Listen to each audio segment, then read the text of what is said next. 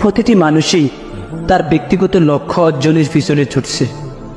কেউ পরীক্ষায় ফাঁস করার জন্য, কেউ জীবিকা অর্জনের জন্য। এই বিরামহীন ছুটাছুটির গড়ে মানুষের যেন এটা ভাবারই সময় নেই সে কোথা থেকে এসেছিল, কি তার এই বেঁচে থাকার উদ্দেশ্য, আর সে কোথায় যাচ্ছে।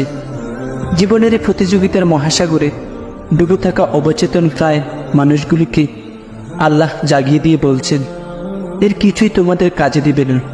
তোমরা যেটা সাফল্য ভাবছ সেটা সাফল্য নয়, বরং তা এক বিরাট লস, এক বিরাট বিপর্যয়। সাফল্যের একটা সংজ্ঞা দিয়েছেন আল্লাহ কোরআনে। সূরা আল ইমরানের মধ্যে আছে, প্রত্যেকটা নফস মারা যাবে এবং কিয়ামতের মাঠে তাদের। প্রতিটি মানুষই তার ব্যক্তিগত লক্ষ্য অর্জনের পিছনে ছুটছে। কেউ পরীক্ষায় ফাঁস করার জন্য, কেউ জীবিকা অর্জনের জন্য।